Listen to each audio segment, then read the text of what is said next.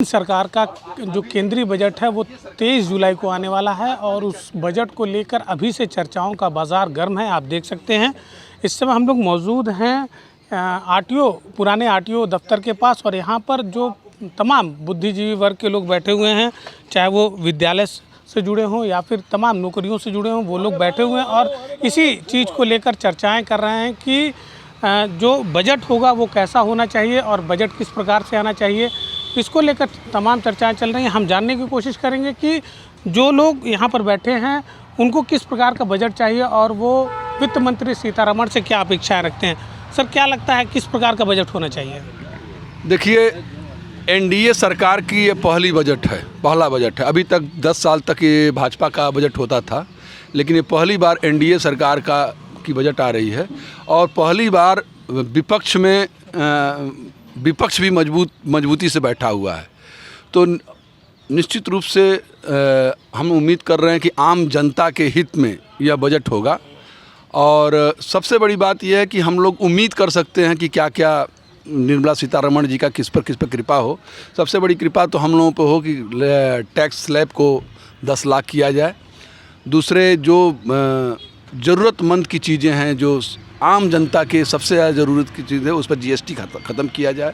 जैसे आटा है, तेल है, दाल है, घी है, नमक है, इन पर से जीएसटी को ख़त्म किया जाना चाहिए। कपड़े पर, जो सूती कपड़े हैं जो गरीब लोग पहनते हैं, उस पर जीएसटी को फ्री करना चाहिए। अभी आप लोग बात कर रहे थे शिक्षा और स्वास्थ्य की भी, उस पर भी बहुत ही ज़्यादा जीएसटी लगाया गया है, तो उसको किस प्रकार से करना चाहिए? देखिए, अभी एजुकेशन फ़ी पर कोई जीएसटी नहीं है, ट्यूशन फ़ी पे कोई जीएसटी नहीं है, लेकिन इसके अलावा कॉपी पे जीएसटी है, पेन पे जीएसटी है, टोटल स्टेशनरी। भाई, लड़का केवल क्लासरूम में पढ़ने से नहीं ना होगा।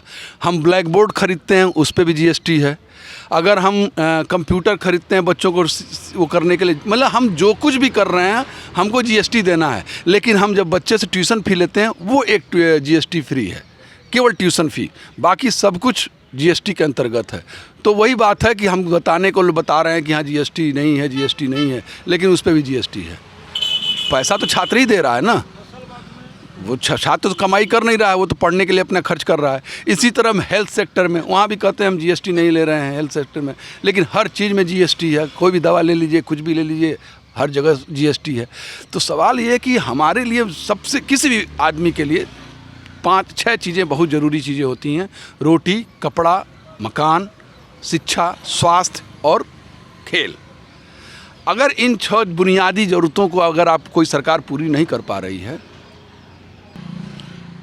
देखिए, बहुत बड़ी बात है कि संविदा पर सरकार चलाई, क्योंकि सरकार तो जो उनकी रूपरेखा है उस पर वो लगातार विस्तार कर रहे हैं, लेकिन लोगों की ज़रूरतों पर वो ध्यान नहीं दे रहे हैं। लीडर में क्या कहना है, किस प्रकार का टैक्स होना चाहिए?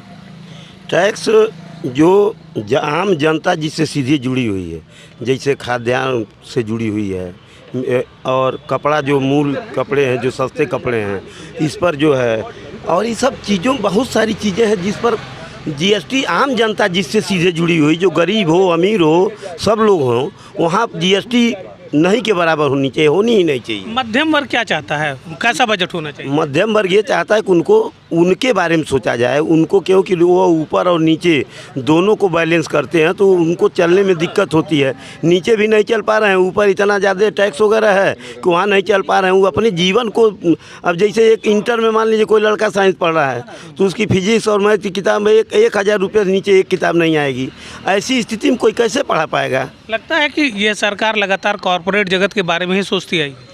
अब सोच तो रही थी इस बजट में, तो हम लोग ये उम्मीद कर रहे हैं कि इसमें जो है शिक्षा और स्वास्थ्य पर काफ़ी काम होना चाहिए, बजट अच्छा आना चाहिए इसमें, और आम जनता को लाभ मिलना चाहिए। सबसे लोअर मिडिल क्लास को इनको पकड़ना चाहिए, क्योंकि गरीबी रेखा में तो आप अंत्योदय कार्ड बना दिए हैं, आप आवास दे रहे हैं, आप छात्रवृत्ति दे रहे हैं, सब कर रहे हैं, लेकिन जो लोअर मिडिल क्लास के लोग हैं वो और आयुष्मान योजना से वो वंचित हैं। लेकिन आप लोअर मिडिल क्लास को ये सुविधा नहीं, अधिक लोग नहीं पा रहे हैं, ये कुछ लोग पा रहे हैं। इनको इसमें अधिक से अधिक लोगों को शामिल करना चाहिए, तब इस देश का विकास और इस देश के आम जनमानस को सबको उससे लाभ मिलेगा। एक बड़ा इशू आया है कि लोग महंगाई और तमाम समस्याओं से ग्रसित होकर आत्महत्या की तरफ कदम उठा रहे हैं। क्या ये चीज़ें आपको रियलाइज़ होती हैं? नहीं, ये दुर्भाग्यपूर्ण स्थिति है। महंगाई निश्चित रूप से बाजार पर कोई नियंत्रण अभी नहीं है। सरकार को इसके बारे में सोचना चाहिए। व्यापारी या चाहे ठेला वाला या दुकान वाला जो रेट चाह रहा है मनमानी तरीके से अपना ले रहा है, जनता इससे त्रस्त है। सरकार को इस पर नियंत्रण करना चाहिए कि व्यापारियों पर अंकुश लगावे। व्यापारियों पर अंकुश लगाए और जो महंगाई है उसकी स्थिति को कम किया जाए। भैया क्या लगता है कि रोज़गार की तरफ भी इस बार कुछ बजट में कुछ रहेगा? रोजगार पे बजट रहेगा। 10 साल में तो रोजगार पर कोई ध्यान नहीं दिए। 10 वर्ष में रोजगार पर कोई, हमारे अपने प्रदेश की, आप उत्तर प्रदेश में रहते 10 हैं। वर्ष पहले भाजपा की सरकार थी, इस बार एनडीए की है, तो इसी की बात कर रहे हैं ना। 10 वर्ष तो कुछ नहीं हुआ। इस समय एनडीए की सरकार है। अगर ये रोजगार पर ध्यान नहीं दे रहे हैं तो इस देश की जनता पूरा देख रही है, और रोजगार बहुत बड़ा मुद्दा है, जान जाइए। यही हमारे, मैं बिहार बॉर्डर से सटा हुआ मेरा घर है उत्तर प्रदेश, और मैं एकदम गोपालगंज जिला और देवरिया जिला के बीच में रहता हूँ। बिहार में मेरे यहाँ से मेरे गांव के लड़के 40 से 50 संख्या में वो प्राइमरी में, जूनियर में, हाई स्कूल में, इंटर में टीचर हुए हैं। जो उत्तर प्रदेश से 1 लाख बच्चों ने बिहार में रोजगार पाया है। अभी नीतीश सरकार ने 80,000 की कुछ वैकेंसी निकाली है, उसमें ये पाबंदी नहीं है कि वो बिहार के रहेगा कि यूपी के रहेगा। कहीं का भी लड़का आए वो रोजगार पाए। हमारे यहाँ ये व्यवस्था नहीं है। लड़के बच्चे सब इधर, सबसे बड़ी प्रमुखता इस देश में रोजगार, और हमारे देश में खाने की लालच पड़ने वाली है, जान जाइए जी। मिडिल क्लास के पास जो आप देख रहे हैं, अब हमारे देश में ये स्थिति है, ऊपर और नीचे बीच वाला वर्ग जल्द ही इस मार्केट से गायब होने वाला है। मिडिल के पास पैसा रह नहीं जाएगा, और टॉप के पास रहेगा, और नीचे वाला जो है, नीचे वाला तो गरीबी है, बस एक ही टॉप बचेगा, उसके नीचे कोई बचेगा नहीं। लगता है इस बजट में कुछ होगा? इस बजट में देश हित में, चाहे हमारे नागरिक के बीच में, इनको प्रमुखता से ध्यान देना चाहिए। और छात्रवृत्ति हम लोग अभी सर्वे कराए हैं, कॉलेज चलाते हैं, तो हर गांव में बच्चों को फ़ोन करता है अपने शिक्षक चाहे टीचर कर्मचारी से, बोलता है कि हर कॉलेज तो जाइए, संपर्क कीजिए। तो हम लोग कॉलेजों से बच्चों से फ़ोन नंबर मंगाते हैं, उससे बात करते हैं कि बेटा हमारे यहाँ आओ, एडमिशन का डेट घोषित हो गया है और एडमिशन लो।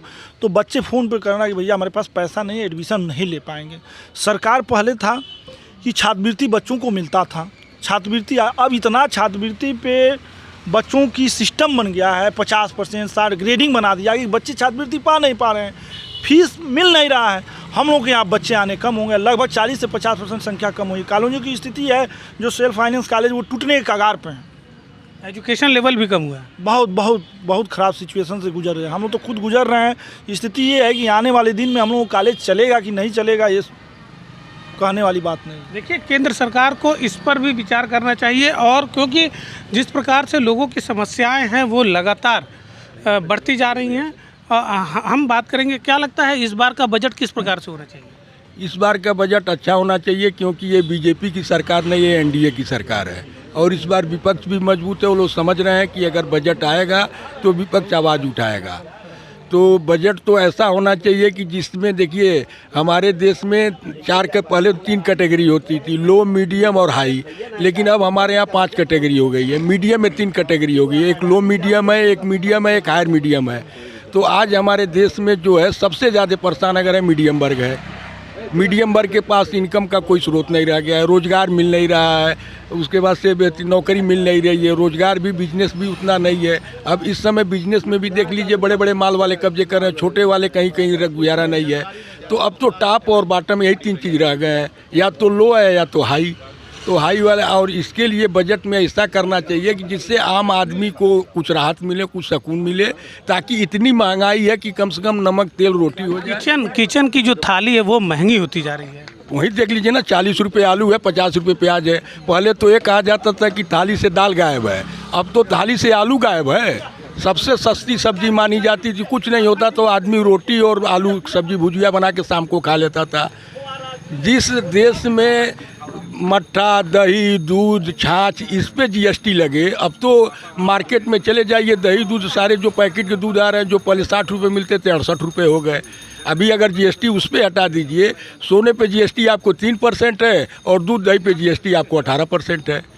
तो इस पे देखना चाहिए। कापी किताब, जिस देश में कापी किताब कलम पे जीएसटी लगे तो शिक्षा क्या है? गवर्नमेंट का तीनों काम होता है ना, शिक्षा, स्वास्थ्य, रोजगार, और ये तीनों में नहीं कर पा रही हैं। देखिए, लोगों में तमाम तरीके की भ्रांतियां हैं, क्योंकि वो चाहते हैं कि जो टैक्स स्लैब है उसको भी बढ़ाया जाए, क्योंकि जो स्तर है लोगों का वो लगातार नीचे गिरता जा रहा है, महंगाई दर बढ़ती जा रही है। ऐसे में लोगों को सरकार से बेहद उम्मीदें हैं और लोग ये मान रहे हैं कि इस बार जो एनडीए की सरकार है वो कुछ बेहतर करेगी मध्यम वर्ग के लिए और निचले वर्ग के लिए। एनबी भारत के लिए गोरखपुर से निखिलेश प्रताप सिंह। आपके अपने शहर गोरखपुर में सोमानी टाइल्स, सैनिटरी वेयर एवं बाथ फिटिंग का एक्सक्लूसिव शोरूम। सोमानी स्टूडियो सभी प्रकार के डिजाइनर एवं वेलकम टाइल्स का भव्य शोरूम फुटकर एवं होलसेल पर उपलब्ध है। एक बार अवश्य आएं। हमारा पता Ravi trading company, house number 885, Jatashankar Sindhi Dharamshala, Gorakhpur.